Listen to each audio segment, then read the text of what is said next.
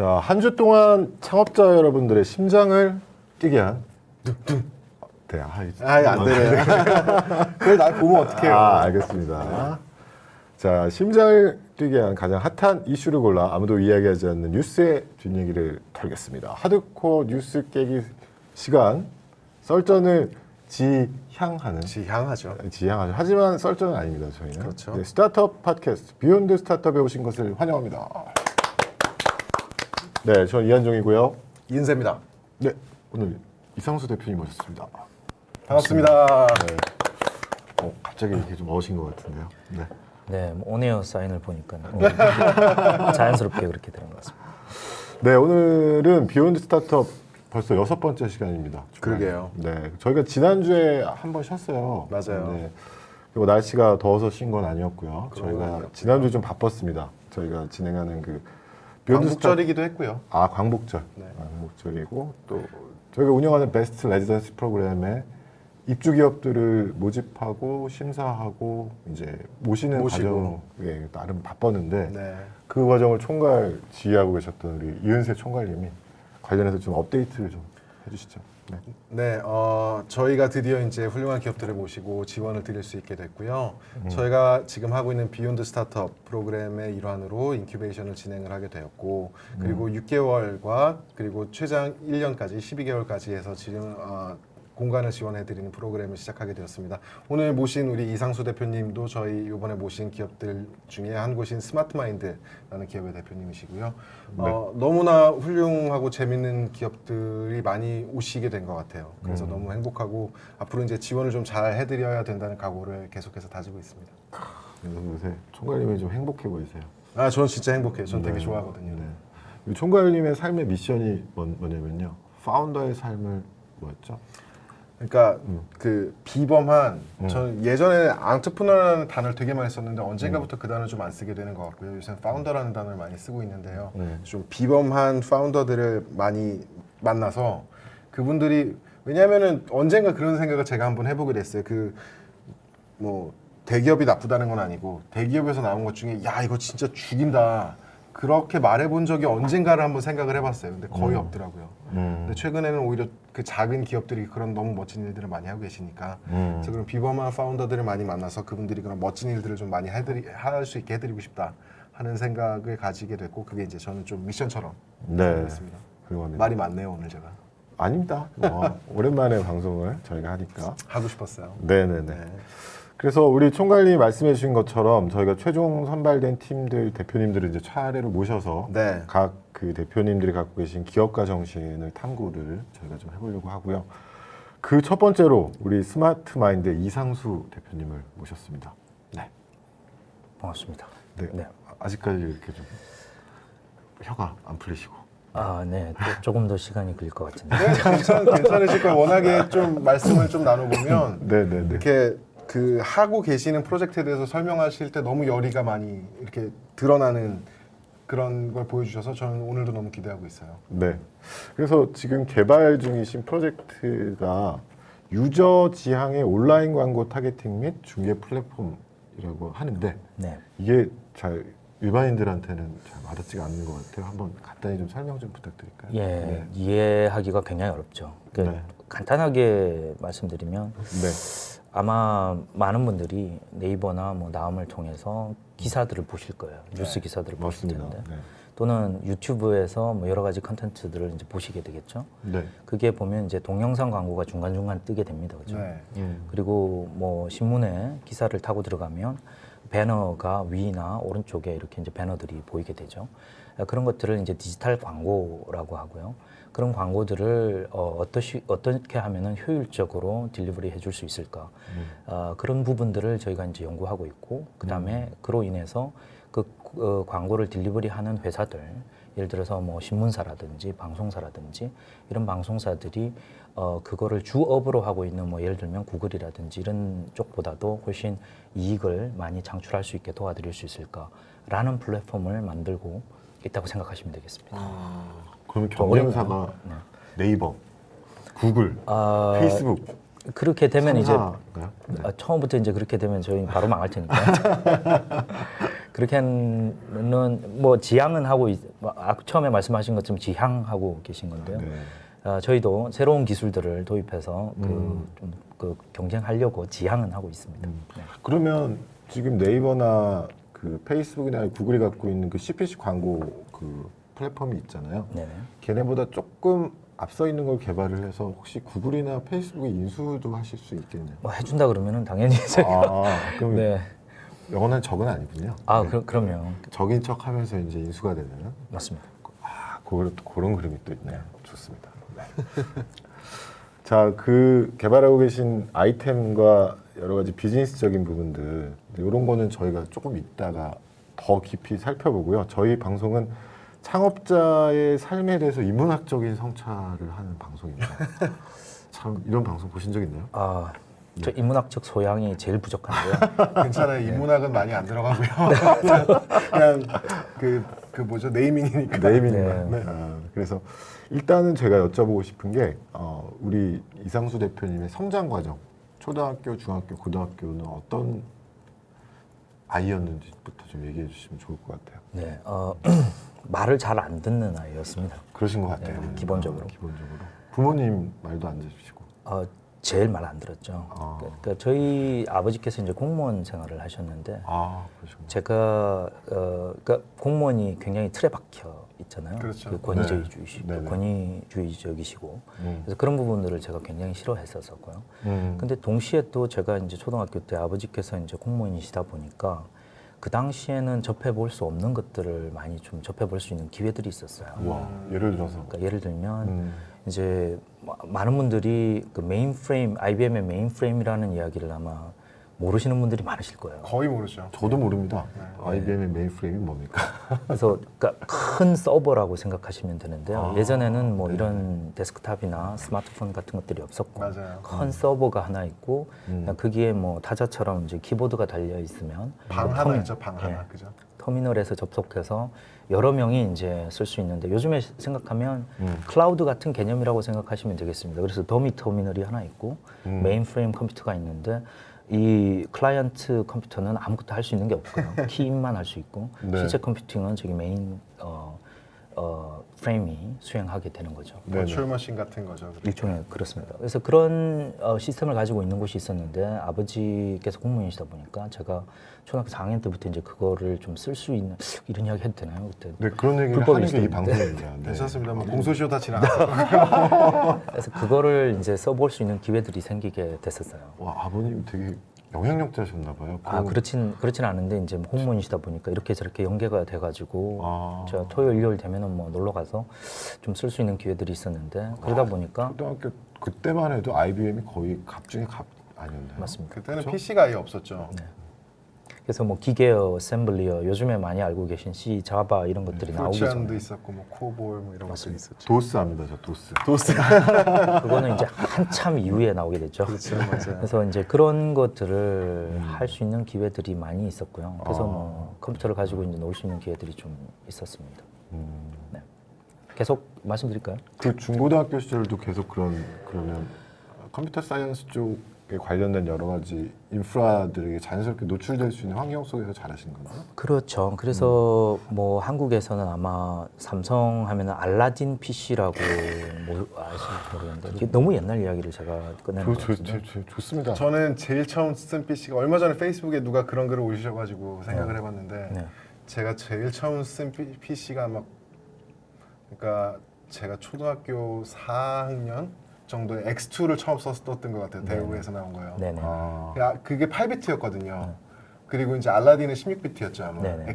XT8였나요? XT XT였죠. 8MHz로 동작. 그러니까요. 플로피 디스크 들어가. 플라피 디스크였죠. 맞아요. 90년대 초반 정도 될 것 같아요. 286, 386 막 그런 거 아닌가요? 그 전입니다. 전이죠. 8086, 이야. 88 나올 때였는데 확실히 방송 아재 방송이네요. 약간 그게 있어요. 지금 세대랑은 또 모르게 약간- 다르게 그때 하면은 그 자기가 이렇게 베이직 가지고 코딩 해보고 그런 것들이 그런 뭐랄까 좀 그 당시의 색깔이 지금하고 좀 다른 게 있는 것 같아요. 그게 나중에 제가 말씀드릴 대학을 다니는 동안에 그러니까 첫 번째 스타트업을 제가 하게 됐는데 그거와 사실 연관이 있기 때문에 이제 말씀을 드린 거고요. 네. 컴퓨터를 이제 자연스럽게 접하게 되고 처음에는 그냥 뭐 응용 프로그램들만 사용하다가 나중에는 이제 프로그래밍을 뭐 GW 베이직을 통해서 이제 프로그래밍을 시작하게 되고 그러다 보니까 자연스럽게 이걸 가지고서 뭔가를 만들어서 팔아봐야 되겠다라는 생각을 그냥 하게 됐죠. 근데 그때는 90년대 뭐 중반 시절이니까 그걸 가지고 뭐 스타트업이라는 말도 없었고요. 맞아요. 그냥 회사를 차린다고 해서 뭐 이거를 뭐 법인을 만들어 가지고 한다 이런 것도 개념이 아예 없었을 때였습니다. 네, 네. 그래서 이제 시작을 하게 된 게 처음에 그 바이러스를 잡는 프로그램을 만들게 됐는데요. 사실은 그 계기가 뭐냐면 그 당시에 이제 V3가 네. 안철수 연구소인가요? 네. 그래서 V3 버전이 이제 나와 있었고 뭐 비슷하게 이제 나온 게 한글과 컴퓨터에서 이제 1.53D라는 워드 프로세스가 이제 사람들이 쓸 때였는데요. 그 당시 대부분의 노튼 안티바이러스나 아니면 V3 바이러스들이 패턴을 기반으로 해서 유사한, 그러니까 패턴이라는 게 결국 프로그램은 0101이니까요. 네. 그게 바이러스가 이제 그 바이너리 코드로 엑스큐터블하게 실행 파일로 바뀌게 되면 바이너리 코드로 되니까 그게 마치 그림처럼 바뀌게 되거든요. 0101 코드로 되게 되면 그림처럼 되겠죠. 맞아요. 그러면은 유사한 종류의 바이러스면은 비슷한 종류의 그림이 되겠죠. 그래서 그거를 찾아내는 패턴 인식 기반의 바이러스 디텍터들이 이제 많이 나왔는데 V3도 처음에는 그랬었고요. 지금도 계속 그렇죠. 기본적으로는 네. 그렇습니다. 그런데 거기에 이제 지금으로 이야기하면 머신러닝 기법을 좀 도입해서 한번 해보겠다라는 생각을 한 거죠. 네. 그 당시는 사실은 머신러닝이라는 것도 몰랐고요, 사실. 우와. 왜냐하면 뭐 바이러스라는 게 변형으로 나오게 되기 때문에 한 90% 이상 비슷한데요. 그렇다면 미래에 나온 걸 어떻게 좀 한 80%, 90% 비슷한 놈을 잡으려고 만들어놨더니 80% 못 잡게 되잖아요. 그러면 그걸 어떻게 다음에 나오는 걸 예측할 수 있을까 고민하다가 이제 머신러닝 기법을 좀 도입해서 네. 바이러스 디텍터를 만들게 됐죠. 결국 실패했습니다. 왜 실패했냐면 저 이런 얘기 아주 좋아합니다. 네. 그 당시에는 이제 기술만을 기반으로 했는데 사실 메모리가 그 당시는 XT가 640kb였고 그러면은 워드 프로세서 같은 것들 도스에서 실행하려고 하면은 적어도 한 580kb가 확보가 되어야 실행이 되는데 바이러스 디텍스 같은 경우에는 메모리에다가 상주시켜놓고 돌려야 되기 그렇죠. 때문에 그 메모리가 어느 정도 먹는지가 중요하거든요. 네. 제가 만든 게 한 150kb를 먹다 보니까 왜냐면 이제 요즘에 많이 아시겠지만 인공지능은 뭔가 트레이닝을 시켜놓으면 그거를 이제 확보를 하고 있어야 되니까 그렇죠. 그거가 네, 이제 네. 메모리를 많이 먹는 거죠. 그러니까 아무리 줄여봐도 안 되더라고요. 그러니까 아무 프로그램도 실행을 못 하는 거죠. 그래서 제가 만든 바이러스 디텍터는 미래의 바이러스를 굉장히 잘 잡았는데 다른 프로그램은 아무것도 실행 못 해요. 결과적으로 바이러스는 뭐 안전하겠네요. 바이러스로부터는. 그 외에 아무것도 못 하는 것입니다. 그렇게 해서 이제 첫 번째 그게 스타트업을 우리 시작했죠. 대표님의 저기 컴퓨터공학 박사를 마치시고 했던 첫 창업이신가요? 정확하게는 제가 컴퓨터공학 박사를 완료한 건 아니고요. 네. 중간에 제가 관두고 나왔기 때문에 네. 그거 하기 전에 했었죠. 제가. 네. 훨씬 전부터. 그게 되게 재밌는 좀 전환, 그러니까 인식을 전환하신 거잖아요. 그 패턴을 인식하는 거가 아니라 이제 패턴을 예측하는 형태로 바꿔 나가신 거잖아요. 맞습니다. 그래서 그걸 적용을 하신 건데 다음번 창업을 또 하셨잖아요. 예. 그때 어떤 그런 인식을 전환시켜 본 경험과 그리고 그 당시 이게 이렇게 해서 좀 안 되는 면이 있구나라는 거가 다음 창업에서는 어떻게 적용이 좀 된 게 있었나요? 네. 지금 생각하면 굉장히 좀 뭐랄까 어리숙한 생각이었던 것 같은데요. 지금 왜냐하면 그것도 결론적으로는 실패했기 때문에 그렇습니다. 그러니까 첫 번째는 기술만 생각하고 얘가 정말 제품화시켜서 상업화 할 수 있는지 여부에 대해서는 선 고려하지 않고 만들고 나서 해결하려고 하다 보니까 그랬죠. 그래서 이제 두 번째는 그렇다면 기술에만 초점을 맞추지 말고 시장성이 있는지를 먼저 보고 실제로 상품화할 수 있을지를 이제 판단하고 네. 해야 되겠다라고 접근을 하게 된 거죠. 네. 그래서 했던 게 사실은 엑셀 같은 프로그램, 그 당시 이제 로터스 1, 2, 3라고 엑셀이 MS 엑셀도 아닙니다. 그게 이제 많이 있을 때였는데요. 무슨 저 디스크로 돌리는 거였죠. 맞습니다. 그래서 이게 이제 비싸다 보니까 일반 중소기업에서는 뭐 회계용으로 많이 사용을 하고 있었는데 이게 비싸니까요. 많이 네. 안 쓰니까 그러면은 나는 비슷한 거를 만들어 가지고 싸게 팔면은 할 수 있겠다. 시장성도 충분히 있겠다라고 개발을 했죠. 네. 뭐 개발하는데 꽤 오래 걸렸으면 1년 이상, 1년 5개월 넘게 걸렸으니까요. 기본적인 걸 개발해서 시장에 가서 이제 팔려고 중소기업들한테 이렇게 들고 가 보니까 무슨 문제가 생겼냐면요. 로터스 1, 2, 3을 돈 주고 쓰는 기업이 하나도 없더라고요. 맞아요. 당시에 그랬어요, 진짜로. 다 불법 카피해가지고 쓰다 네. 보니까 제가 아무리 싸게 판다 하더라도 본인들한테는 돈을 줘야 되니까요. 그렇죠. 결국 그래서 또 이제 뭐 한 10카피 정도 팔고 그래도 파셨네요. 네. 그 지인들한테 이제 아하, 지인 찬스를 쓰셨군요. 네. 그렇게 또 마무리를 지었습니다. 근데 진짜 좀 이야. 한편으로는 저는 지금 말씀 듣다가 생각이 난 게 음. 우리나라가 IT 강국이라고 그렇게 말씀을 많이 하시잖아요. 맞는 것 같아요. 인프라는 너무 잘 돼 있는데. 근데 사실 우리나라의 그런 그러니까 PC 아까 말씀드렸던 초입 PC가 이제 도입되는 그 초기에 보면 사실 그런 카피라이트에 대한 인식이 전혀 없었어요. 그래서 우리 뭐 대표님도 잘 아시겠지만 뭐 예를 들면 저는 컴퓨터 학원이라는 걸 어렸을 때 다녔는데 PC가 이제 처음으로 도입이 되다 보니까 거기서 다 카피해줬어요. 그러다 보니까 이게 카피라이트에 대한 개념도 없고 심지어는 뭐 그 롬팩 꽂는 것도 그것도 다 카피해줬거든요. 그렇죠. 그러니까는 그런 게 아직 남아있는 그런 시대였을 것 같아요. 그래서 그게 아직까지도 조금 내려오는 것 같아서 그래서 약간 소프트웨어 하는 기업들에게는 그게 리스크가 될 수 있는 측면이 좀 많이 있는 것 같아요.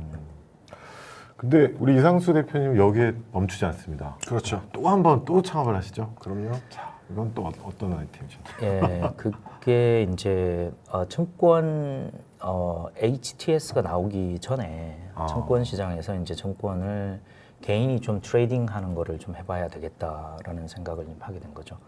사실은 어떻게 그런 생각을 하시게 되셨어요? 그러니까 뭐 제가 이제 예전부터 증권에 대해서는 증권 거래라든지 이런 부분에 대해서는 오랫동안 관심을 많이 가지고 있었는데요.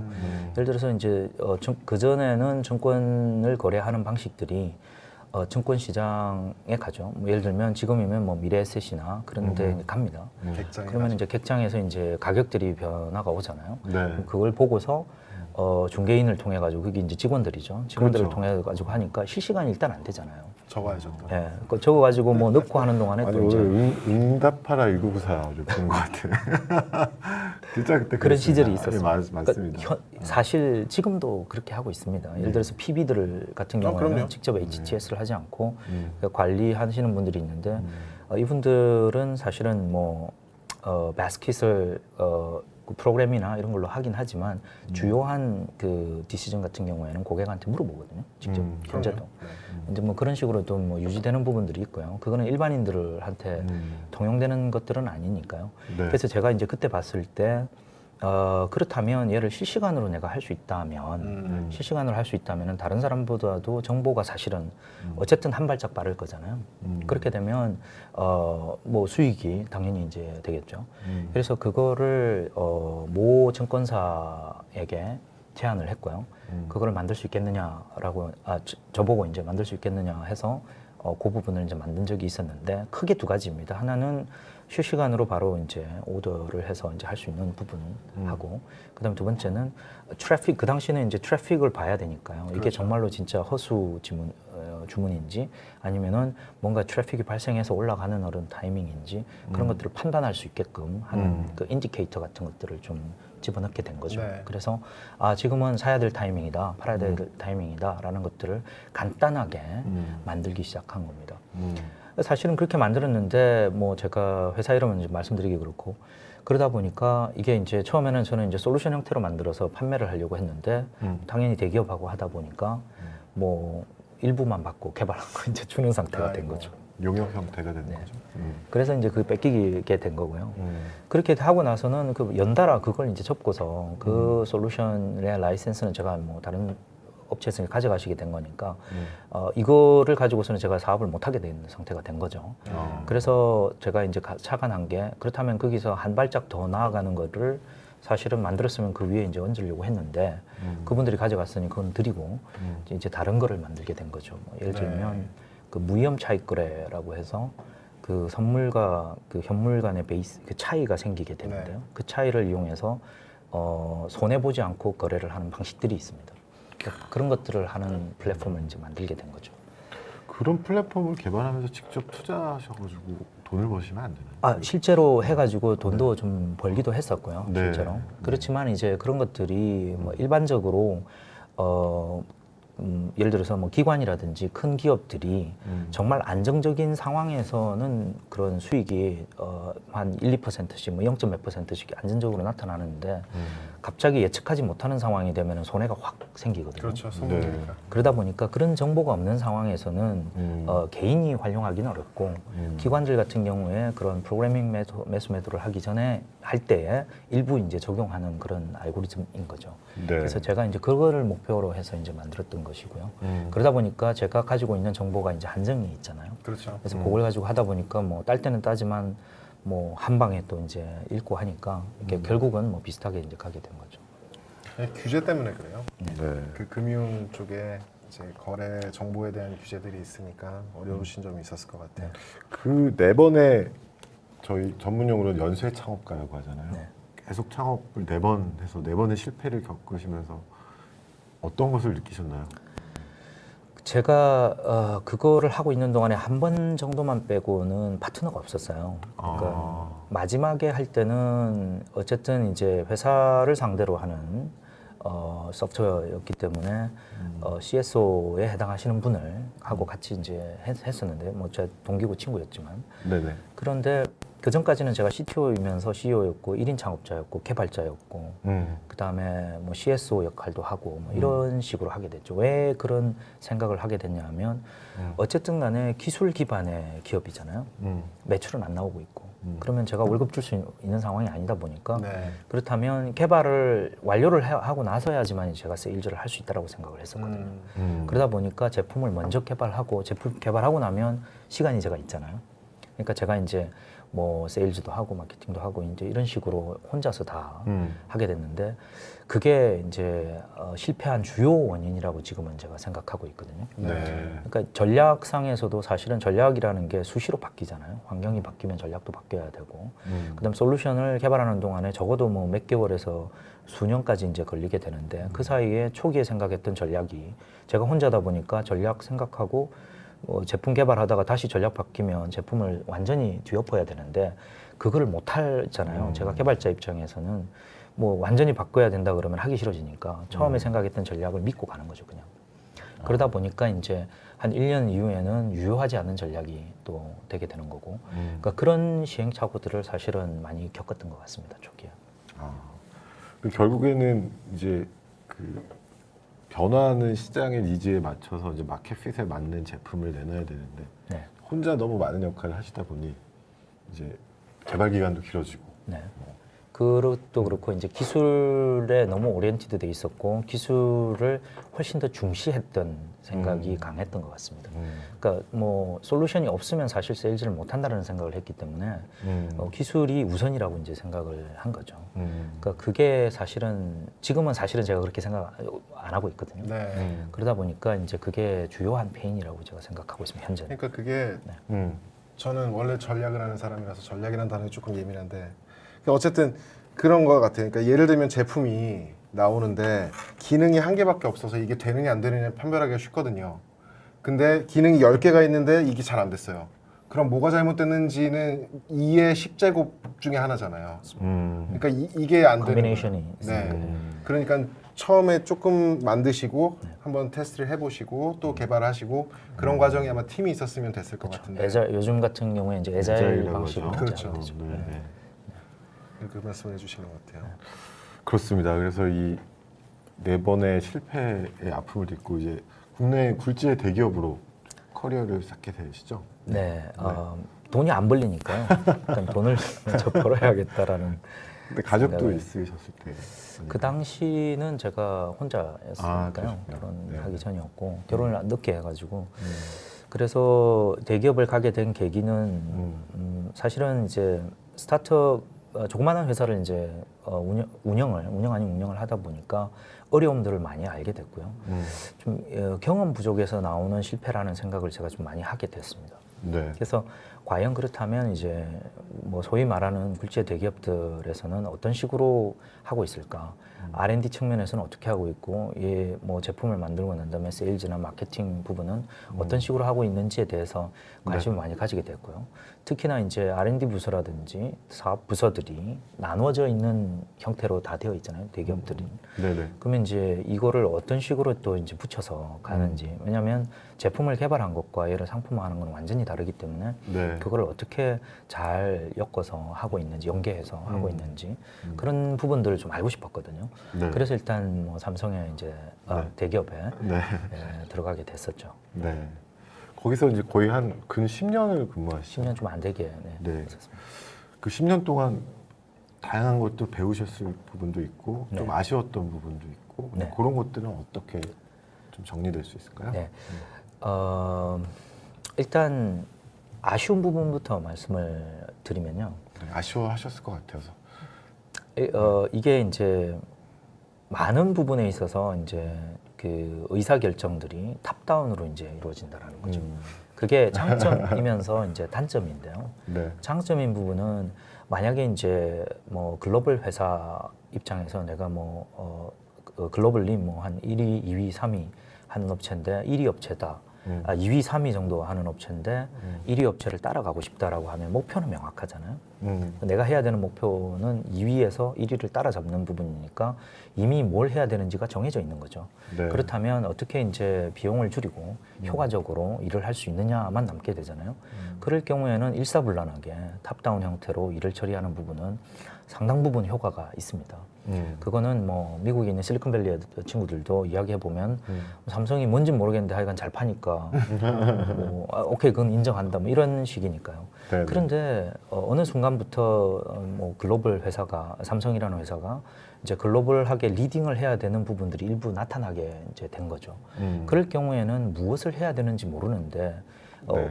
탑 그 디시전 메이커들도 뭘 해야 되는지를 모르는 상황에서 그렇죠. 드라이브만 하니까 결국 다른 산에서 자꾸 뭔가를 하고 외치고 있는 것 같아요. 다른 산에 올라가서 맞습니다. 여기가 아닌가벼. 맞습니다. 그러다 보니까 이제 위에는 한두 세 사람의 꼭지지만 아래로 내려가면 수만 명이 고생하고 있는 거죠. 아. 자, 그런 부분들을 많이 좀 접하게 됐었고요. 일부는 또 좀 잘 되는 케이스도 있었습니다. 그런데 뭐 대부분의 케이스가 안 됐고 하나 예를 들어 보면 제가 이제 바다 플랫폼 쪽 개발할 때 그쪽에서 이제 있었는데요. 안 됐잖아요, 결론적으로. 자체 OS 개발하던 거죠? 예, 맞습니다. 네. 잘 안 됐었고요. 네. 그 다음에 뭐 서비스를 하기 위해서 여러 가지 그 푸시 기반의 뭐 서비스를 또 그 뭐 메시징 서비스 같은 것들도 했었는데 뭐 그것도 제가 인벌브했었는데 안 됐죠. 그것들도 마찬가지로 위에서 이거 해 저거 해 이제 찍어서 내려오고 이거 삼성분들 안 보고 계시겠죠? 뭐 보셔도 그분들도 다 알고 계시니까요. 네, 네. 그래서 서비스라고 생각하는 그런 형태의 것들은 다 이제 웬만하면 많은 부분이 실패를 하게 된 거죠.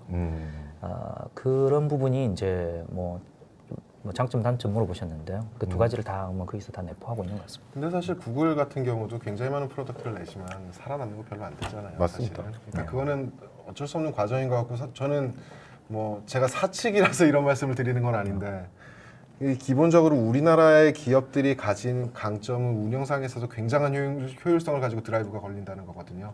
그게 이제 말씀하신 그런 탑다운 방식에서 오는 건데 그거는 너무 훌륭하다고 생각이 되지만 근데 결국은 말씀 또 하신 것처럼 디시전 메이커들이 어느 정도 스코프의 비전을 가지고 있는지에 따라서 오퍼레이션이 완전히 결정이 돼 버리니까 그건 좀 아쉬운 것 같아요. 예를 들면 우리나라에 있는 CVC들이 그러니까 그 기업들이 하는 벤처 캐피털들이 좀 있지만 그분들이 자유도를 가지고 투자처를 결정하는 경우가 그렇게 많지는 않은 것 같아요. 그 예를 들면 뭐 상무님께서 여기 해 그러면 뭐 하는 경우가 대부분이고 그런 경우이기 때문에 좀 아쉬운 것 같고 또 말씀드리면서 느낀 거가 그러니까 한국 기업들의 문제점들 중에 하나가 뭐냐면 말씀하신 것처럼 야 이거 얘네가 1등인데 우리가 여기 잡아야지 하면 드라이브가 걸린단 말이에요. 또 우리 뭐 예를 들면 보스가 부장님이 야 뭐 옆집에서는 이렇게 하는데 우리도 이렇게 해야지 그럼 또 드라이브가 걸려서 잘한단 말이에요. 근데 시장은 어디 있냔 말이죠. 결국 진짜 중요한 거는 좀 놓치고 하는 경우가 되게 많은 것 같아서 그래서 어쩔 수 없는 면이 있고 장점도 있지만 조금 보완을 잘 하셔주시면 좋겠다는 생각을 좀 많이 하게 되는 것 같습니다. 네. 그래서 이제 대기업에 들어가시게 된 계기가 기존에 창업을 하셨을 때 개발하신 솔루션의 어떤 시장성 분석이라든지 어떤 전략의 차원에서 좀 배우고 싶어서 가셨다는데 좀 장점은 어떤 게 있을까요? 일단 그 이미 갖춰진 시장을 사실은 좀 가지고 있어요. 그러니까 삼성이라는 그룹 자체가 하고 있는 일이 너무 다양하다 보니까 뭘 할 수 있냐면 정답을 알 수 있다라는 장점이 있는 거죠. 예를 들면 이런 종류의 시장이 있다고 하면은 어떤 종류의 솔루션을 고객이 원하는지를 그렇죠. 이미 알게 되는 프랙티스가 거죠. 나와 있는 거죠. 맞습니다. 그러다 보니 이제 몇 가지를 이렇게 하다 보면 뭐 패션 관련된 부분을 할 때는 비즈니스를 이미 해서 이게 성장돼 있는 머추어한 상태니까 그런 상태에서는 뭘 원하고 또 어떤 종류의 계열사에서는 아직 뭐 한 80% 정도 가 있는데 그런 상황에서는 이런 종류의 비즈니스에서는 뭐가 문제점이니까 이런 해결책을 원하고 네. 이런 것들이 이미 좀 나와 있고요. 네네. 그러다 보니까 좀 쉽게 좀 정답 아닌 정답을 미리 만들어 볼 수 있다라는 장점이 있죠. 자, 그러다 보면은 이제 비슷한 종류의 비즈니스가 있을 경우에 그렇다면은 이런 솔루션이 유효하겠다라는 판단들이 좀 서게 되는 것 같습니다. 네. 그래서 뭐 한 단적인 예로는 저희가 이제 R&D를 하면서 그 삼성 반도체의 그 수율을 분석하는 플랫폼을 만든 적이 있었는데요. 그 경우도 사실은 탑다운이었습니다. 그리고 국내에서는 이제 2010년도에 최초로 이제 빅데이터 플랫폼을 많이들 지금은 아시겠지만 그 스파크 이전에 이제 그 하둡 맵 리듀스를 가지고서 하는 플랫폼이었는데요. 네. 아무도 도입하고 하지 않고 있을 때 이제 저희가 그걸 가지고 전체 빅데이터를 처리하고 그다음에 거기서 이제 뭐 수율을 향상시킬 수 있는 알고리즘을 개발을 전체 플랫폼을 만들었었는데요. 그런 경우도 이제 보게 되면 이미 이제 문제점은 있었던 거죠.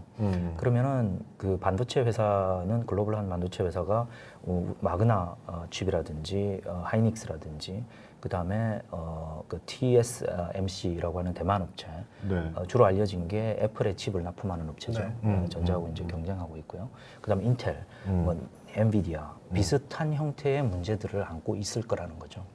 그래서 이제 그렇게 보면은 그런 솔루션을 만들어 봄으로 인해서 어느 단계에서는 어떤 것들이 필요한지에 대해서 이제 쉽게 캐치할 수 있고 그러면은 그런 업체들을 통해서 만약에 차후에 제가 회사를 설립해서 유사한 솔루션을 공급해야 되겠다라고 하면은 그 페인 포인트들을 저희가 이제 알게 되니까 그러니까 그런 부분에 대한 러닝은 굉장히 좀 좋았던 것 같습니다. 그 시장의 각 인더스트리별로 그 시장의 마켓핏이나 풀어야 될 페인 포인트들에 대해서 되게 쉽게 액세스할 수 있다는 장점이 맞습니다.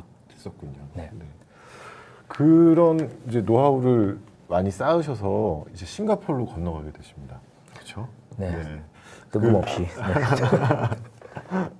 싱가포르는 어떠셨어요? 네. 싱가포르는 제가 최근에 이렇게 신문을 보니까요. 이민 가기 좋은 나라 1위에 뽑혔더라고요. 싱가포르요? 싱가포르요? 왜요? 그게 제가 알고 있기로는 동아일보 정확하게는 제가 네네. 신문사는 모르겠는데요. 거기에서 이제 했는데 보니까 많은 분들이 싱가포르에 이제 여행을 많이 가시잖아요. 그럼 여행 가서 이제 보시는 부분들이 항상 깨끗한 이미지고요. 깔끔하고. 네. 그리고 아주 잘 사는 또 네. 도시가 물가가 좀 비싸지 않나요? 물가 많이 비싸죠. 그렇죠. 그래서 뭐 그런 식으로 이제 인식을 하시는데요. 사실은 100% 저는 동의하지는 않지만 여러 가지 측면에서 사실 동의하는 부분은 있습니다. 굉장히 효율적이고요, 나라가. 그리고 능력 위주로 이제 되고요. 그래서 뭐 있는 동안에는 상당히 즐겼던 것 같습니다. 네. 다만 이제 단점은요. 나라가 서울만 하거든요. 6개월 되고 나면 이제 갈 데가 없는 거죠. 그래서 이제 그 부분이 조금 힘들었던 것 같습니다. 싱가포르는 사실 굉장히 스테이트 드리븐 돼 있잖아요. 거기가. 네. 그러니까 국가가 모든 걸 거의 다 결정해서 가져가는 그런 거다 보니까 굉장히 효율적으로 뭔가 착착착 진행된다는 느낌이 있는 것 같아서 그런 것들을 또 매력을 느끼시는 분들은 많이 좋아하시는 것 같아요. 그 싱가포르에서 근무하게 되신 회사가 미디어 코퍼레이션이라고. 네. 저는 그게 좀 궁금하더라고요. 그 진짜 4번의 창업의 실패. 네. 그리고 10년의 대기업의 근무 경험. 이러면 이제 거의 어떻게 보면 엔지니어 PhD 박사님 출신으로서 모든 솔루션과 다양한 마켓에 대한 분석 이런 게 다 20년의 경험이 있으시잖아요. 네. 근데 그 이후에 찾는 버티컬이 상당히 중요할 것 같아요. 나한테는 20년의 경험이 있었는데 결국에 나는 이걸 할 거야. 네. 라는 게 그 싱가포르에서의 미디어 코퍼레이션 회사였던 거잖아요. 네. 네. 일단 정정하면 박사는 아니고요. 중간에 관뒀으니까. 아, 예, PhD 중퇴. 네. 캔디데이트. 그리고 네. 그 부분은 정확하게 보신 게요. 네. 사실은 많은 분들이 왜 삼성을 다니다가 다른 곳을 갔냐. 그럼 일반 분들이 이제 생각하실 때 대기업이 만약에 뭐 여러 가지 이유 때문에 다른 곳으로 옮기겠다 하면은 스타트업 창업을 한다든지 뭐 이런 식으로 할 텐데 또 다른 사실은 대기업이거든요. 미디어코업은 간단하게 설명드리면 네. 한국에 이제 KBS, MBC, SBS를 합치고 그리고 넷플릭스 같은 또 서비스가 같이 있거든요. 그리고 네이버 서비스도 있습니다. 야, 그러다 보니까 이제 미디어 재벌인데요. 싱가포르 근데 스럽네요. 굉장히 리지드할 거예요 거기. 네. 아. 그리고 정부가 사실은 100% 소유하고 지분을 있는 가지고. 회사고. 여기서 말씀하신 리지드 한다는 거는 제가 좀 설명을 드리면 엄격하게 짜여져 있다. 완고하다. 완고하다. 경직된 네, 조직. 경직된. 네. 네. 그래서 이제 그러다 보니까 뭐 삼성의 그런 소위 말하는 그런 탑다운 문화라든지 여러 가지들 때문에 옮겼다라고 하면은 말이 다 안 되잖아요. 그렇죠. 네, 당연한 이야기이고요. 근데 사실은 제가 그 2010년부터 빅데이터 플랫폼을 기반으로 사실 뭐 많은 분들이 한국의 이제 대기업들이 소프트웨어 역량이 없는 걸로 사실 많이 알고 있는데요. 실제로 이제 하는 일들을 보면은 사실 그렇지만도 않습니다. 그러니까 저희들이 이제 했던 것들이 그 맵 리듀스를 일반적으로 그 빅데이터 플랫폼, 하둡 뭐 이런 플랫폼들을 데이터를 처리하는 플랫폼으로만 인지를 하시는 경우가 많거든요. 근데 이게 이제 분산 시스템이다 보니까 여기에 들어가는 여러 가지 그 인공지능 알고리즘이라든지 이런 것들이 싱글 프로세스에서 돌아가는 것들로는 뭐 어마어마한 데이터가 1시간당 1.5테라바이트가 들어오는 데이터를 처리를 못 하잖아요. 그러면은 그런 머신러닝 알고리즘들을 분산으로 이제 새로 개발해서 다 만들어줘야 되거든요. 그러니까 그런 것들은 사실은 그 코어 기술에 해당하고요. 그러니까 그런 것들을 저희가 이제 바닥에서부터 아예 그냥 A to Z를 만들다 보니까 그 프로젝트가 이제 끝나고 나니 사실 이제 유지보수 업무가 이제 되게 된 거죠. 예를 들어서 저희가 이제 코어까지 개발을 했는데 R&D에서 연구소에서 근데 그거를 사업부에서 유지보수 할 수가 없게 되잖아요. 그러니 사실은 재미가 이제 업무가 재미가 없어지게 된 거예요. 네. 그러니까 코어 개발을 하다가 갑자기 유지보수를 안 해주면 안 되게 되니까. 그래서 이제 고민을 하다가 뭐 여러 가지 이제 어플라이를 했었는데요. 미국에 있는 모 이제 회사를 통해서 어플라이를 했다가 사실은 미국을 가고 싶었죠 처음에는. 그런데 그래서 레알 스토리가 나오시죠. 네. 그런데 이게 이상하게도 그 H1B라는 잡 비자가 있습니다. 이게 이제 로터리식으로 되거든요. 그게 이상하게 2번을 연달아 떨어지는 거예요. 미국에. 미국에. 네. 그러니까 보통 이제 인터뷰를 하고 나서 이제 합격을 하면 거기서 이제 어플라이를 하게 되는데 거기서 이제 로터리를 돌리는데 웬만하면 잘 안 떨어지거든요. 로터리로 돌리. 네, 그거 완전 정말 그거 로터리죠. 정말 뺑뺑이에요. 네. 그거 그 지니어스 비자라고 하는 건데. 아, 그래요? 그 이제 미국 내에서 고급 인력들이 부족한 거를 해외에서 데리고 올 때 주로 이공계 쪽.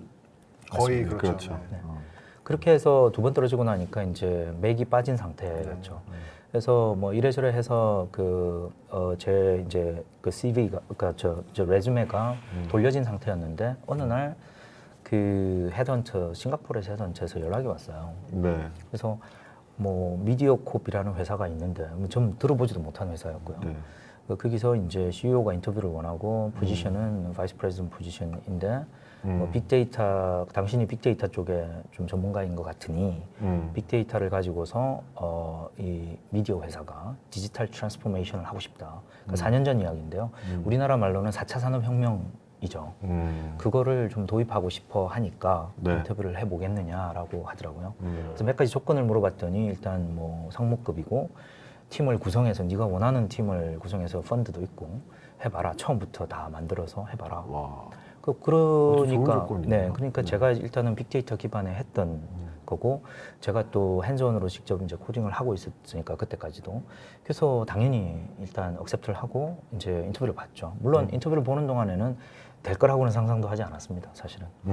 그랬는데 운이 이제 좋게 뭐 CEO가 좀 마음에 들었나 봐요. 네. 대답하는 것들을. 네. 그리고 또 삼성에 대한 프리미엄도 사실 좀 작용을 했다고 생각이 듭니다. 네네. 그래서 이제 싱가포르에서 인터뷰를 다시 진행을 하게 됐고 이제 뭐 한 인터뷰 진행한 이후에 한 3, 4개월 이후에 합격 통보를 이제 받게 된 거죠. 와. 그래서 전혀 계획도 하고 있지 않은 상태에서 한 번도 가보지 않은 나라에 그것도 이제 미디어 회사, 정부 회사의 상무라는 직책을 받아서 이제 가게 되니까 부담이 엄청나게 크게 된 거예요. 인생을 아니, 그 생각을 하지 못한 자체로도 상태였습니다. 되게 큰 도전이었을 것 같아요. 네, 맞습니다. 근데 그 당시에 제가 이제 회사를 옮기려고 했던 것들이 좀 뭔가 챌린징한 것들을 하고 싶었는데 그리고 삼성에서 한 것들이 이제 코어한 일들을 하다 보니까 이게 국내에서는 통하는데 아무리 삼성이라고는 하지만 그래도 이제 한국에 있는 회사잖아요. 이게 이제 글로벌하게도 사실은 이게 될 수 있을까라는 의문점들이 있었거든요. 네. 그래서 그거를 한번 해보고 싶었는데 그런 기회를 미국 회사들이 아니라 가고 싶었던 그 싱가포르라는 회사에서 듣도 보도 못한 회사에서 이제 주게 되어서 좀 훑어보니까 상당히 많은 것들을 할 수 있겠더라고요. 네. 미디어 회사가 종합적으로 들어있으니까 거기에서 만약에 제가 경험을 쌓으려고 하면 여러 그 회사들을 옮겨가면서 몇 년 동안 쌓아야 되는 거를 1, 2년 사이에 할 수 있게 되니까 상당한 메리트가 있었던 거죠. 특히 그런 데이터들을 한꺼번에 볼 수 있는 회사는 사실 전 세계적으로도 몇 개 없거든요. 네. 그래서 이런 경험을 한번 해봐야 되겠다라는 생각을 하고 이제 받아들이고 옮기게 됐습니다. 지금 말씀하신 그 이제 그 싱가포르로 가시게 되는 그 시기가 음. 사실은 전 세계적으로 음. 모든 미디어들이 다 똑같은 고민을 하고 있었던 시기였거든요. 음. 왜냐하면 예를 들면 뭐 워싱턴 포스트도 계속해서 매출이 떨어져서 미국에서도 예를 들어서 고민이 되게 많았고 한국에서도 뭐 중앙일보, 조선일보 이런 친구들도 다 이런 분들도 다 이제 우리가 이 신문 매출 가지고는 안 되니까 어떻게 하면 좋을까 하는 쪽에서 고민이 엄청 많았던 시기였고 그랬는데 이제 제가 느끼기에 조금 차이점은 뭐냐면 지금 가신 데는 외부에서 아예 인력을 데리고 와서 네가 알아서 다 해. 하고 좀 맡긴 거가 좀 되게 되게 흥미로운 어프로치였던 것 같아요. 그러기 쉽지가 않거든요. 거기서 또 정부의 입김이 센 싱가포르에서 그렇게 하는 게 쉽지가 않아서 굉장히 좋은, 되게 재밌는 기회를 얻으셨던 것 같아요. 맞습니다. 그 저도 이제 사실 싱가포르에 대해서는 그 전까지는 많이 몰랐었고요. 그리고 이제 미디어콥이라는 회사에 대해서 이제 좀 알아보다 보니까 좀 재밌는 점 가기 전에 재밌는 점들을 이제 발견하게 됐고 네. 사실 그러다 보니까 훨씬 더 사실 그 잡을 받아들이고 난 다음에 포지션을 받아들이고 난 다음에 더 매력적으로 느끼게 된 게요. 뒤에서 이제 조사를 하다 보니까 우리나라 예를 들면 이제 KBS와 유사하다고 생각하시면 되겠죠. 정부가 소유하고 있는 회사인데 KBS 매출이 한 9천억 정도 되는데 그 중에 5천억이 아시겠지만 시청료입니다. 시청료로 벌어들이고 나머지 40%가 이제 광고 수수료나 네. 기타 등등으로 이제 주되게 이제 광고겠죠. 네. 근데 미디어콥이라는 회사는 시청료가 없어요. 시청료를 받지 않고요. 그리고 이제 하는데 그 조그마한 회사 나라에서 500만 인구밖에 안 되니까 우리나라 10분의 1이죠. 그런데 매출이 4조인 거예요. 그러면 KBS보다도 4배 이상인데 게다가 시청료 없이 전체를 다 광고 수익으로 벌어들이고 있는 거였어요. 물론 그것도 이제 작다고 생각하고 이제 계속 떨어지니까 네. 뭔가 하려고 했는데 거기서 사실 제가 생각에 괴리가 생긴 거죠. 예를 들면 정부가 드라이브하고 있는 회사이고 100% 정부가 소유하고 있는 회사인데 어떻게 퍼포먼스가 그렇게 좋을 수 있을까라는 궁금증이 사실은 생기게 됐고요. 네네. 물론 제가 매출이 떨어지고 있으니까 해결을 해달라고 저한테 부탁하고 갔지만 사실은 그걸 못할 수도 있는 거거든요. 제가 거기는 미디어라는 회사는 경험해 본 적도 없고 그 데이터 사이언티스트로서요. 네. 그렇지만 그 매출 구조라든지 실제로 그런 퍼포먼스를 내고 있는 구성에 대해서 알아보고 싶은 생각이 훨씬 더 강했습니다. 네. 그렇게 해서 이제 성공할지는 제가 이제 제 자신도 확신이 없는 상태에서 사실은 가게 된 거죠. 그래서 이제 거기서 근무를 한 2, 3년 정도 하시게 되죠? 3년 조금 넘게 네. 했습니다. 네. 어떠셨나요? 네. 일단 굉장히 재미있으면서도 또 여러 가지 고민거리도 사실은 있었는데요. 결론적으로 말씀드리면은 상당히 잘 됐고 그 다음에 원래 생각하던 그 스코프보다는 정말 진짜 훨씬 더 큰 스코프를 하게 되었습니다. 와. 그러니까 이분들이 이제 좀 생각할 때는 어쨌든 간에 미디어 회사는 광고를 어떻게 효율적으로 딜리버리해서 매출을 올리느냐의 문제인데 네. 이분들이 이제 안고 있던 문제들이 채널이 다양화되죠. 그리고 지상파 채널에 대한 시청률은 떨어지죠. 왜냐하면 채널이 다양화되고 뭐 다시 보기도 생기게 되고 네. 그리고 많은 분들이 본방 보지 않고 요약된 뭐 유튜브에서 요약된 방송 보기도 하고 네, 네. 그러다 보니까 시청률은 갈수록 이제 떨어지니까 그 자기들이 가지고 있는 매체에 광고를 딜리버리 하는 그 기회들이 줄어들게 된 거죠. 그러니까 그런 부분을 어디서 이제 찾았냐면요. 그 두 가지인데요. 첫 번째는 컨텐츠를 잘 못 만들어서 한다고 생각을 한 거죠. 즉 시청률이 높아지는 컨텐츠를 지속적으로 잘 만들면은 그러면은 시청자들이 돌아올 거라고 이제 굉장히 나이브하게 판단을 하시는 거고요. 네. 그 다음에 두 번째는 광고를 집행할 때 굉장히 좀 정적으로 집행하거든요. 정적이라는 의미는 마케팅 조사를 6개월 전에 하고 뭐 빨라봐야 한 달 전에 하고. 그렇죠. 근데 그 사이에 정말로 태양의 후예와 같은 그런 프로가 두세 개는 지나가잖아요. 그러면은 트렌드가 이미 확 지나간 상태인 거죠.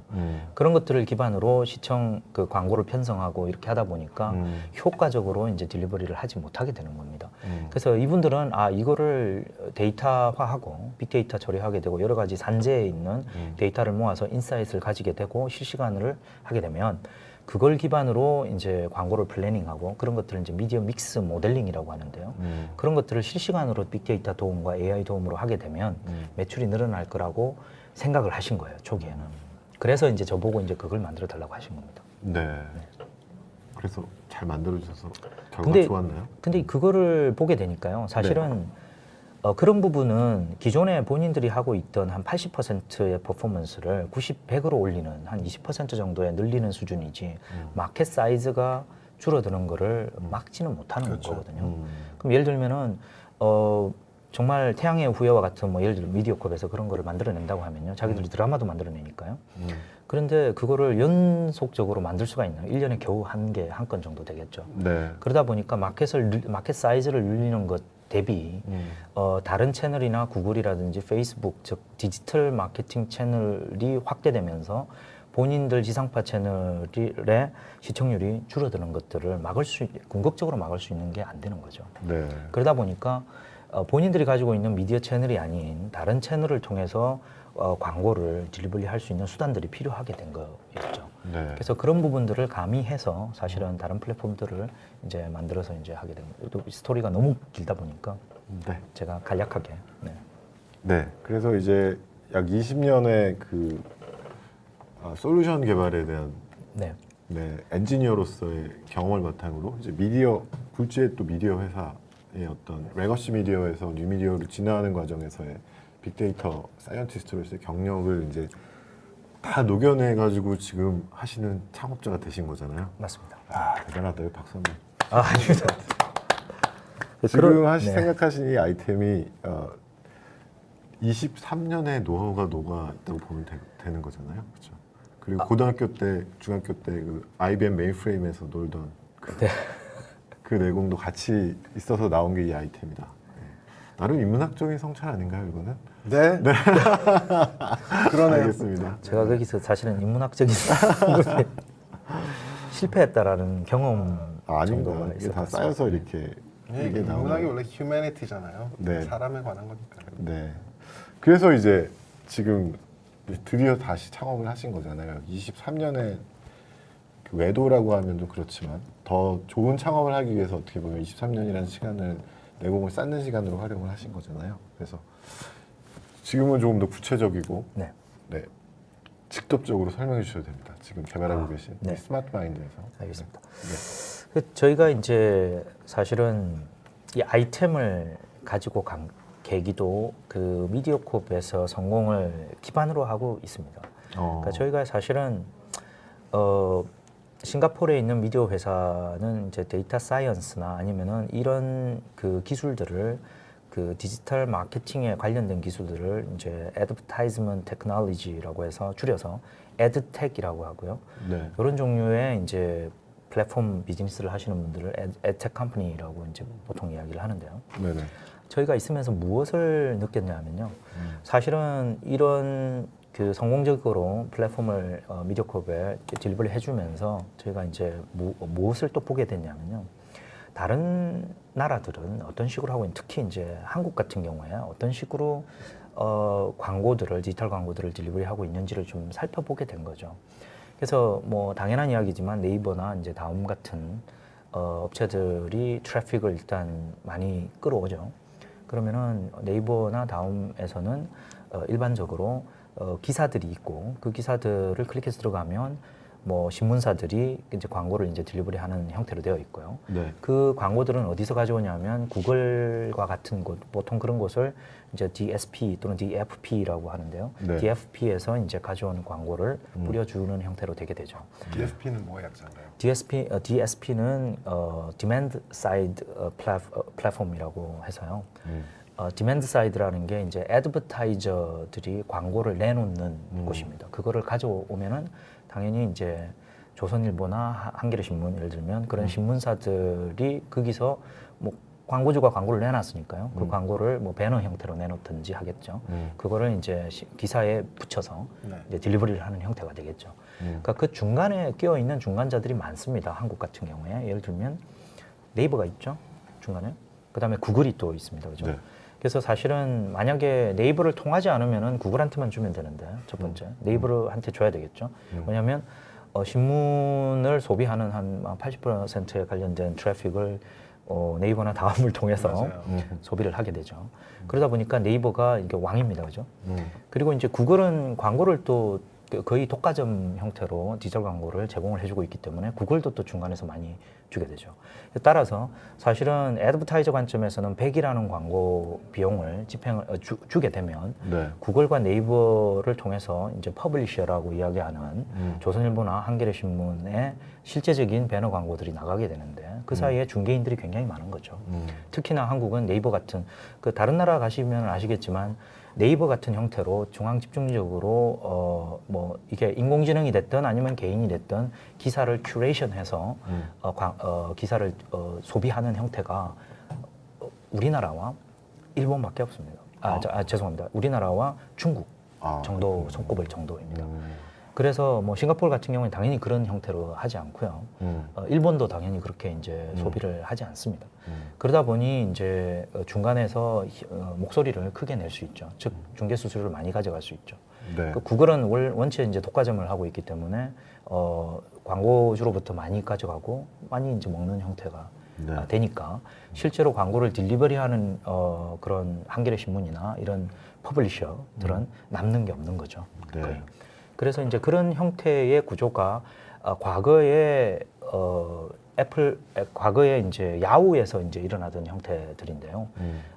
그런 부분을 우리나라는 아직까지도 고수하고 있다고 이제 보여지는 거죠. 제가 판단할 때는. 네. 그래서 그런 부분들을 어떻게 하면은 좀 중개 부분을 좀 줄이고 실제적으로 퍼블리셔들이 광고 수수료를 많이 주지 않고 가져갈 수 있는 방안을 마련할 수 없을까?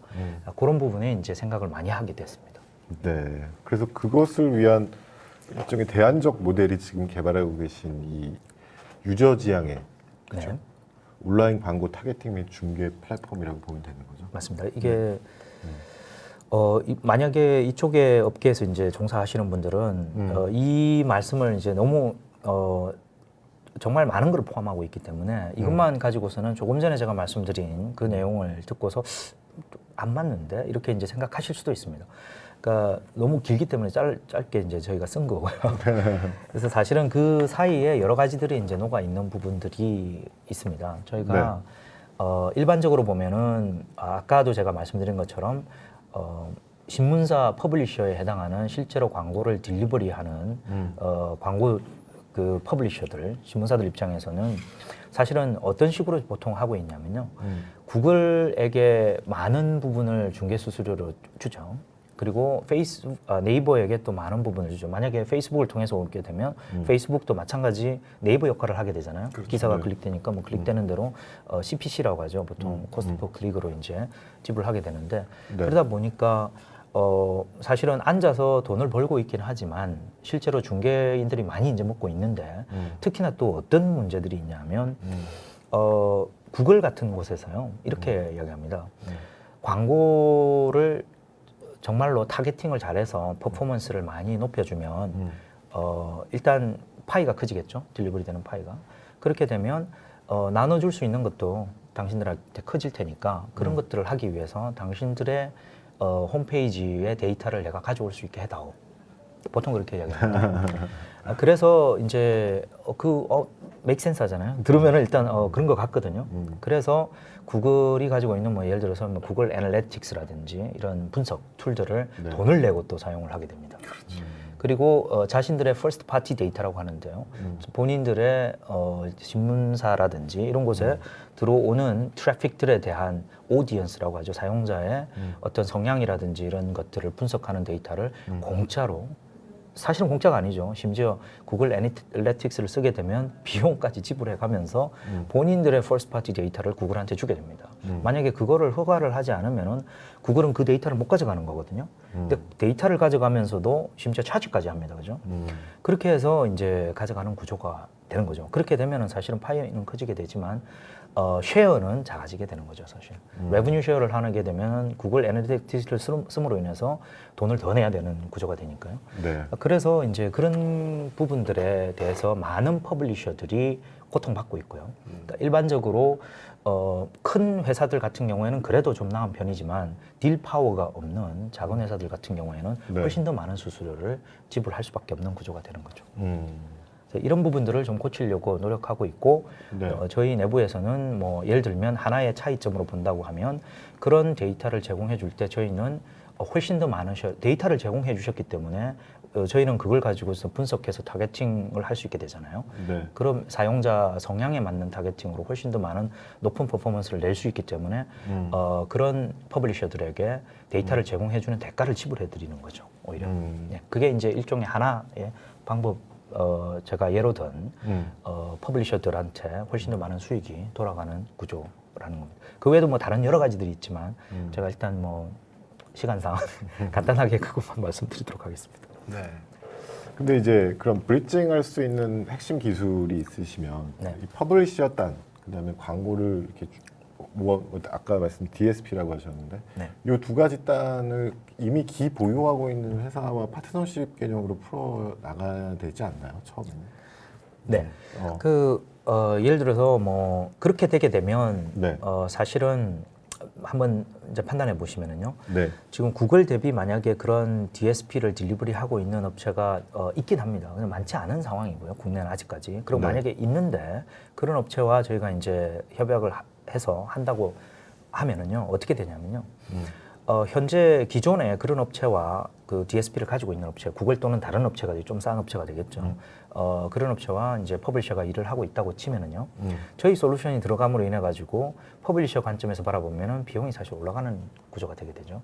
그러니까 저희가 모든 플랫폼을 가지고서 딜리버리를 하지 않게 되면은 기존에 있는 업체와 협업해서 하게 되면 당연히 저희 라이센스 피가 올라가게 될 것이고요. 퍼블리셔 관점에서 바라보면은 기존에 가지고 있던 DSP에다가 더 이제 돈을 얹어서 그렇죠. 줘야 되는 구조가 되기 때문에 저희들이 이제 다 이제 개발을 해서 딜리버리 플랫폼까지 이제 개발해서 전체적인 비용을 낮추려고 하는 거죠. 아, 그러시군요. 그래서 그런 그 이제 과정에 있어서 최근 이제 인플루언서 마케팅에 상당히 주목을 하고 계신 걸로 알고 있습니다. 네. 그래서 인플루언서와 그 상품 공급자들의 연결의 그런 중개 과정을 좀 더 투명하게 가신 플랫폼을 개발 중인 걸로 알고 계시거든요. 네, 맞습니다. 네. 이렇게 보시면 되겠는데요. 현재 이제 뭐 광고 시장에서 그 기사를 읽는다 또는 뭐 유튜브에 동영상을 보게 되면 동영상 광고도 이제 마찬가지인데요.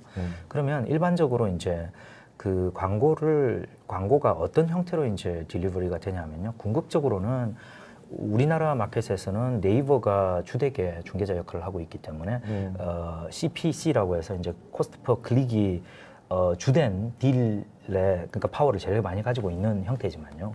궁극적으로는 랜딩 페이지라고 하는데 기사의 배너나 아니면 동영상 형태로 마지막 최종 페이지에서 광고를 소비하는 형태가 되지 않습니까?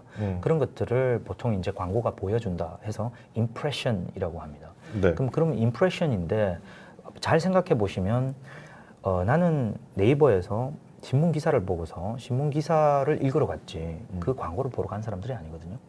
그러다 보니까 실제 돈을 광고주가 지불하는 것들은 임프레션이 발생했을 때, 즉 기사를 읽으려고 들어갔을 때 광고가 로딩됨으로 인해서 이제 차지가 되는 구조인데 그거를 보려고 들어간 사람들이 아무도 아닌 거죠. 그렇죠. 그렇다면 임프레션 기반으로서는 광고가 많이 딜리버리 되는 것들은 광고주가 오케이 아는데 그게 얼마나 효과적으로 딜리버리 됐는지에 대해서는 여전히 이제 의문점들이 많이 남는 거죠. 네. 그래서 저희가 이제 착안하고 있는 방법들이 인플루언스 마케팅 링크들인데요. 예를 들면은 인플루언스 마켓에서 이제 광고가 인플루언서를 통해서 예를 들어 공동 구매나 인플루언서를 통해서 하게 되면 그 주변에 이제 달려 있던 그 인플루언서 팔로워들이 많은 팔로워들이 있겠죠. 그럼 네. 그런 분들은 뭐 패션이 됐던 여러 가지 이제 테마들이 인플루언서의 테마가 있을 텐데요. 네. 그러니까 파워 블로그 예전에 이야기하면 그런 거가 되겠죠.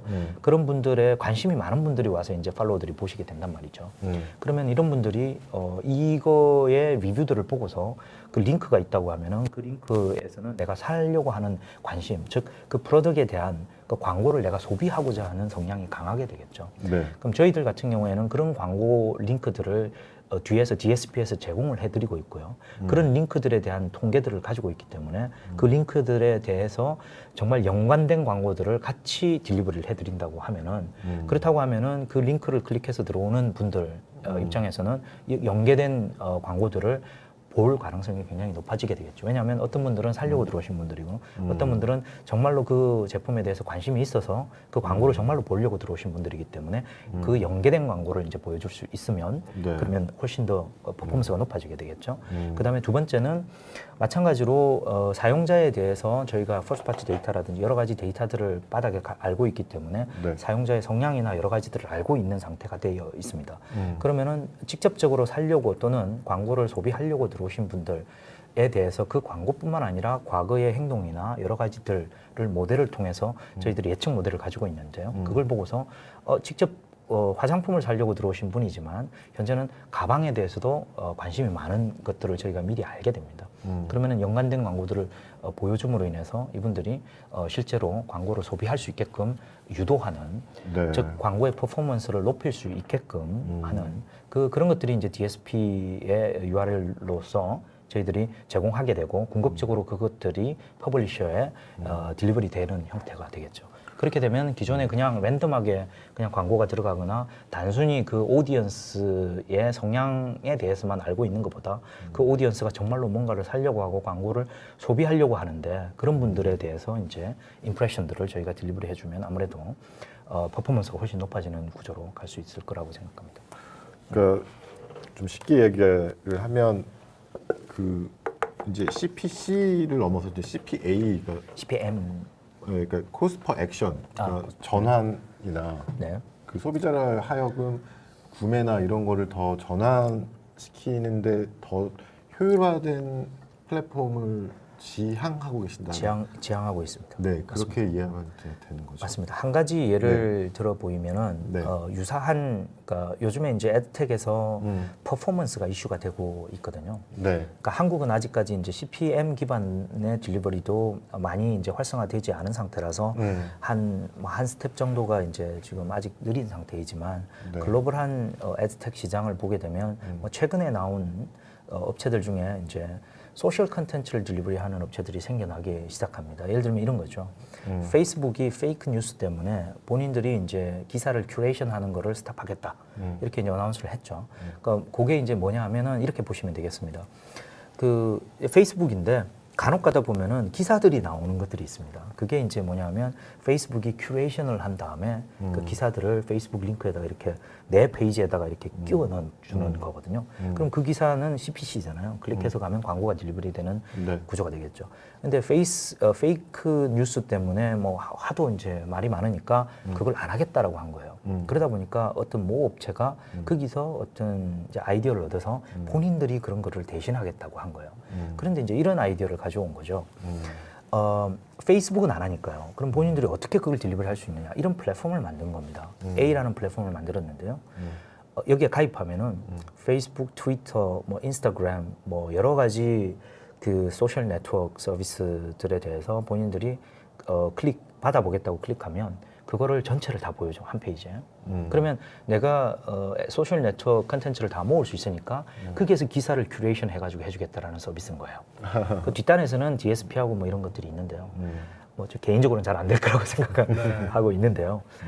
왜냐하면 사람들이 이제 인스타그램이라든지 페이스북이라든지 이런 앱의 특성들도 있기 때문에 그렇죠. 그걸 따로 쓰는 뭐 여러 가지가 있지만 따로 쓰는 것도 있거든요. 근데 그걸 하나로 모아놓으면 그런 특성이 사라지게 되잖아요. 맞습니다. 그러다 보니까 많은 사람들이 좀 안 쓸 거라고 제가 생각하는데 단계를 추가하게 되는 거죠. 그 컨텐츠 소비하는 단계를. 맞습니다. 그렇지만 그런 것들이 일년에 보면은 이제 좀 더 이제 타겟팅을 높여가지고 CPM에서 뭔가 액션이나 그 컨버전을 높일 수 있는 그렇죠. 그런 형태로 이제 에드텍들이 발전돼 가고 있다고 이제 생각하는 하나의 예라고 생각이 듭니다. 그 말씀 주셨던 이제 퍼포먼스 마케팅 이제 대세인데 네. 이렇게 유저들한테 더 많은 액션을 이끌어내야 되는. 근데 이게 이제 그런 컨텐츠를 제작하는 사이드에서는 어떻게 보면 좀 스케일업하지 않게 제작이거나 인플루언서의 영향력으로 이걸 풀어나가려고 하고 있거든요. 캠페인이나. 근데 이제 이거를 테크 기업 기반으로 상당히 스케일업을 하게 가는 작업을 지금 하고 계신 거잖아요. 그렇죠, 맞습니다. 네, 빅데이터 분석과 여러 가지 노하우를 통해서 네. 그런 아주 의미 있는 저는 도전이라고 생각합니다. 네. 네. 그러니까 인플루언서가 가지고 있는 마켓 채널들이 있겠지만 그런 채널들을 이제 DSP라든지 DSP는 퍼블리셔하고도 연결을 시켜줄 수 있기 때문에 그런 채널을 통해서 확장을 시키게 되면 당연히 그 광고 효과가 이제 커지는 형태가 될 수 있겠죠. 그래서 저희가 이제 그런 부분을도 마찬가지로 이제 연결시켜 주려고 이제 하는 거죠. 네, 그러면 이제 그 회사 아이템에 대한 소개를 좀 넘어서 지금 아까 말씀 주셨던 게 이제 이런 퍼블리셔와 DSP 간의 이 중간자 네이버나 구글이나 페이스북 같은 친구들이 너무나 많은 지금 역할을 하고 있잖아요. 네. 이거를 넘어서는 하나의 대안으로서 우리 대표님께서는 이제 플랫폼을 만들고 계신 거고, 근데 그것의 하나의 대안으로서 이제 블록체인이라는 것도 요새 되게 중요한 화두잖아요. 맞습니다. 네, 거기에 대해서 의견을 좀 부탁드리겠습니다. 일단 블록체인의 컨셉을 많은 분들이 아시겠지만 사실은 블록체인이라는 컨셉과 이 중개자 컨셉은 굉장히 이제 상충하는 면이 있죠. 그렇죠. 다르게 말씀드리면 지금 저희가 이제 하고자 하는 것들이 중개자의 역할을 최소화하려고 하는 부분이다 보니까 블록체인의 기본적인 컨셉과 상당히 많이 이제 맞닥뜨려져 있는 부분들이 있습니다. 네네. 즉 피어 투 피어를 중개자를 좀 배제한 상태에서 바로 연결시켜 주려고 하는 그러면은 사실 이제 중개자의 역할이 많이 이제 줄어들게 되겠죠. 네. 그러니까 저희도 마찬가지로 이제 그런 부분들을 활용하려고 하고 있고요. 네. 아까 제가 말씀드린 것 중에서 퍼블리셔들에게 많은 수익이 돌아가게 되고 그다음에 마찬가지로 뭐 인플루언서 마케팅이라든지 이런 부분들하고 연결이 되거나 하면은 실제로 그 애즈를 소비하시는 분들한테 블록체인을 통해서 하게 되면 그분들한테 리워드가 돌아갈 수 있게끔 하는 부분으로도 설계가 이제 가능할 수도 있거든요. 네. 그런 측면이 하나가 있고요. 즉 중개자를 좀 배제하고 네. 그 블록체인의 기본 컨셉을 도입시켜서 실제 스테이크홀더들에게 그 이익들을 좀 나눠줄 수 있는 구조를 네, 네. 위해서도 그런 기술 기반을 도입하고자 하는 측면이 있고요. 네. 두 번째는 개인정보 보호 때문에도 그렇습니다. 예를 들면 유럽의 이제 GDPR이라든지 아니면은 뭐 싱가포르의 PII 같은 경우, PII는 유럽의 GDPR보다도 훨씬 더 한 2단계 정도 더 강화된 부분이 있거든요. 그러니까 우리나라의 개인정보 보호도 사실은 유럽보다도 어떤 측면에서는 훨씬 더 강하게 드라이브하는 부분도 있습니다. 그래서 이런 개인정보들 때문에 사실 빅데이터 기반의 개인화된 어떤 타겟팅이라든지 이런 부분의 어려움들도 사실 있을 수 있고 또 고객들 측면에서 볼 때는 그런 좀 사실 피하고 싶은 부분이 없잖아 있잖아요. 왜냐하면 자기들의 트래픽을 못 들어오게 이제 방해하는 요소로 작용할 거라고 또 생각을 할 수도 있거든요. 네. 그런데 블록체인으로 통해서 이제 리워드하는 시스템이라든지 이런 것들이 도입이 되게 되면 데이터를 제공해주는 대가로 고객은 블록체인을 통해서 로그인을 한다라는 거를 알고 있게 되면 그게 대해서 동의하시게 되면 데이터를 제공해주는 대가로 리워드를 받을 수 있다라는 개념을 도입을 시켜주는 겁니다. 그렇게 되면 나는 데이터를 기꺼이 제공해줄 수 있는 그런 동인을 주게 되죠. 그러면은 데이터를 수집하는 부분에서 개인정보 수집이라든지 이런 부분에 대해서 일부 피해갈 수 있는 부분도 없잖아 있고요. 그 다음에 그렇게 함으로 인해서 데이터를 어떤 어너미어스한 데이터가 온 것들을 뭐 누군지 자꾸 알아내야 되는 그 알고리즘을 통해서 정확하지도 않은 알고리즘을 통해서 해야 되는 노력 대비 블록체인을 통해서 내가 누군지를 알고서 들어오게 되면 그러면 아주 정확하게 이제 데이터를 가져올 수 있고 타겟팅하는데도 정확도를 훨씬 높일 수 있는 측면도 이제 있을 수 있겠죠. 그래서 크게 두 가지 요약하면 두 가지인데요. 하나는 중개인을 좀 배제하고 네. 수익을 스테이크홀더들에게 유저나 퍼블리셔들에게 나눠주는 측면과 두 번째는 개인정보보호법을 좀 피하고서 자발적으로 데이터를 제공해주고 리워드를 받을 수 있게 하는 그런 측면 그리고 모델이라든지 알고리즘들을 좀 더 정확하게 정교하게 만들 수 있는 측면에서 블록체인 도입이 뭐 이쪽에서도 고려되면 훨씬 더 좋은 결과들이 나올 수 있을 거라고 판단합니다. 네. 오늘 상당히 하이테크한 얘기가 많이 나오고 있는데 우리 대표님께서 지금 어떻게 보면 요즘 대한민국이 새로운 성장 동력으로 삼고 있는 이 4차 산업혁명의 메인 키워드 중에 한 5개 정도 하고 계신 것 같아요, 지금. 어쩌다 보니까 뭐 이것저것 하는 모양새가 사실은 되게 블록체인, 되는데요. AI, 빅데이터, 네. 그렇죠? 사실은 빅데이터와 AI는 뗄래야 뗄 수가 없고요. 그렇죠. 그 네, 빅데이터를 하시는 분들이 AI는 당연히 뭐 붙여서 하지 않으면은 비즈니스 모델이 만들어지지 않기 때문에 그렇고요. 그러니까 블록체인과 사실 빅데이터 AI는 어떤 연관이 있냐 또 의아해 하실 분들이 계신데요. 사실은 블록체인이라는 것들은 인프라라고 생각하실 수 있습니다. 인프라라고 하면 운영 뭐 우리 이제 IT를 하시는 분들은 오퍼레이팅 시스템에 해당한 거죠. 그러니까 오퍼레이팅 시스템이 있고 그 위에 여러 가지 비즈니스 모델들이 있을 텐데요. 그게 네. 이제 애플리케이션들이 올라가게 될 거고 블록체인도 사실은 뭐 요즘에 이제 많이 비판하시는 분들이 뭐 블록체인 for everything 뭐 이렇게 해서 all for blockchain 해서 모든 거를 다 블록체인으로 해결하려고 하느냐 당연히 그렇게 할 수 없고요. 이게 이제 기존의 비즈니스 모델에서 블록체인이라는 기술적인 관점에서 도입했을 때의 이점과 그 다음에 거기서 뭐 여러 가지 뭐 요즘에는 코인 이야기도 많이 하니까 그런 에코시스템이 기존의 그 비즈니스 모델에 어떻게 도움이 되어서 서로 시너지를 만들어서 갈 수 있을까가 키라고 생각하거든요. 그러다 보면은 사실은 블록체인을 오퍼레이팅 시스템처럼 인프라로 넣은 상태에서 기존의 애플리케이션들에 대해서 훨씬 더 효과적인 형태의 비즈니스를 만들어야 될 텐데 그렇다면 빅데이터라든지 AI 분석과 연계가 안 될래야 안 될 수가 없거든요. 그러다 보니까 빅데이터와 뭐 블록체인, AI는 사실 한데 묶어서 이제 인프라와 애플리케이션을 만드는 데 있어서는 사실은 같이 가야 되는 동시에 이제 하거나 뭐 기업이 능력이 있다 그러면은 다 하는 게 좋을 거고요. 그렇지 않다 하더라도 협업을 통해서 만들어져 가야 되는 방향이라고 저는 생각합니다. 저는 이제 이 긴 얘기를 듣고 제가 명확하게 말씀드리고 싶은 부분은 첫 번째는 이제 말씀 주신 것처럼 더 이상 CPC보다는 퍼포먼스 마케팅이 대세인 시대인 건 맞고요. 네. 그래서 CPC가 아니라 코스트 퍼 액션을 어떻게 잘 타겟팅해서 생태계를 만들어 나가는 마케터나 혹은 에드테크가 승리를 하는 건 명확할 것 같고요. 두 번째는 말씀하셨던 것처럼 DSP와 퍼블리셔 중간에 있는 이 기득권 친구들이 너무나 많은 포션의 지금 수익을 갖고 가는 것도 명확히 우리가 풀어야 될 문제인 건 맞고요. 이런 부분들을 기존에 23년 동안 쌓아오셨던 다양한 그 노하우와 빅데이터 사이언티스트로서의 그 다양한 그 노하우들 그런 거를 이렇게 적용시켜서 이렇게 새로운 도전을 하는 건 저는 아주 훌륭하고 또 응원합니다. 네, 고맙습니다.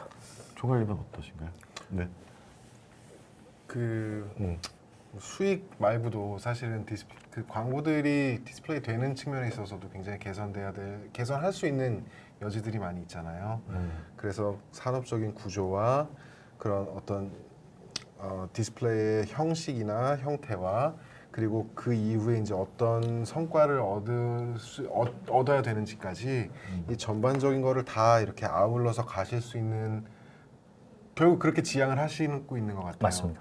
그래서 그런 큰 그림을 그리고 계시는 길에 저는 또 도움을 또 직접적으로 드려야 드릴 수 있는 그런 관계에 있으니까 하여튼 말씀드린 것처럼 뭐 큰 아주 강한 각오를 가지고 이렇게 한번 도움을 드려보도록 하겠습니다. 고맙습니다. 그래서 그 이제 마무리를 좀 저희가 해야 될 것 같은데 이런 플랫폼을 개발을 하는 거는 사실 모든 스타트업은 그렇지만 시작은 되게 스케일러블하지 않은 것부터가 쌓여가는 게 저는 플랫폼이라고 생각하거든요. 네. 그래서 저는 이런 과정을 만들어가는 데 있어서는 좀 그 컨텐츠적인 지점이라든지 뭐 인플루언서 매니지먼트적인 측면, 그러니까 약간 마케팅 캠페인과 이렇게 계속 연동이 되면서 계속 데이터를 쌓아가면서 하나의 플랫폼을 성장하는 과정이 좀 필요할 것 같아요. 네. 그래서 저희 지금 이 베스트 레지던스에 있는 많은 분들이 그런 측면에서 여러 가지로 도움을 드릴 수 있을 것 같고요. 네. 그런 네. 어떤 내부적으로도 에코가 만들어지셨으면 좀 좋을 것 같습니다. 저희 쪽에서 이제 퍼블리셔에 해당하는 그런 채널을 다, 그 마이크로 인플루언서들이 또 담당하실 수 있기 때문에 지금 플랫폼 안에 들어오셔서 네. 또 이제 수익을 인조하실 수 있으니까 네, 네. 예, 그런 부분에 대한 식으로 도움이 많이 계속 필요할 것 같습니다. 그 옛날에 MTV가 막 나와서 마이클 잭슨이 네. 뜬 거잖아요. 그러니까 이 에테크 안에서도 그거는 좀 아닌 것 같은데요. 아, 예, 죄송합니다. 네. 어쨌건 그 이제 이렇게 좀 마무리를 하겠습니다. 오늘은 그냥 쭉 왔습니다. 중간에 광고 세션도 하나 있었는데 오늘 너무나 하이테크한 얘기를 해주셔가지고 제가 중간에 타이밍을 못 잡아가지고요. 광고는 네. 그 저희 이제 네. 우리 비욘드 스타트업에서 또 한번 말씀드린 적이 있지만 제 얼굴에 이렇게 QR 코드를 걸고 그 온라인 워크숍을 진행을 하게 되는데 그게 이제 내일부터 저희가 진행이 되게 됩니다. 그래서 거기에 대한 말씀을 조금 하시려고 그랬던 것 같은데. 네, 맞습니다. 그래서 내일부터 이제 저희가 또 정말 그 실무를 하시는 전문가들을 모셔서 온라인 마케팅 분야에 대해서 강의를 해드리게 되고 또 실습까지 하실 수 있는 그런 순서를 만들었기 때문에 많은 관심 가지고 또 지켜봐 주시면 감사하겠습니다. 네, 그 오시는 강사님들도 전부 다 이 온라인 마케팅 쪽으로 상당히 그 인지도가 있으신 분들이니까 네, 같이 네트워크 쌓아나가시면 좋을 것 같습니다. 알겠습니다. 오늘 방송 좀 길게 1시간이 넘었네요. 벌써 어떠셨나요? 간단히 소감. 처음에는 이제 긴장을 많이 했는데요. 네, 워낙에 이제 편하게 잘 진행해 주셔가지고 네, 네. 안방에 있는 것처럼 그렇게 진행하게 됐습니다. 고맙습니다. 네. 감사합니다. 저도 사실 지금까지 비욘드 스타트업은 저랑 어느 정도 친분이 있는 그 저기 창업가분들이랑 진행을 해가지고 되게 편하게 진행을 했었는데 오늘은 저는 잘 모르시는 분은 처음이에요. 근데 1시간 동안 지향하시는 바나 어떤 히스토리를 가지고 지금 창업을 하셨고 앞으로 어떻게 나가고 싶은지에 대한 명확한 그림이 저도 그려지게 된 것 같아서 앞으로 좀 유형적으로나 무형적으로 함께 성장할 수 있는 대안들 계속 만들어 나갔으면 좋겠습니다. 네. 네. 우리 스마트 마인드에 많은 관심을 부탁드리겠습니다. 많은 관심 부탁드리겠습니다. 자, 그러면 오늘 비욘드 스타트업 6번째 시간은 이렇게 좀 마무리를 해보겠습니다. 저희 마무리할 때 그 여러분 안녕 하거든요. 알겠습니다. 여러분 다음 시간에 만나요. 안녕.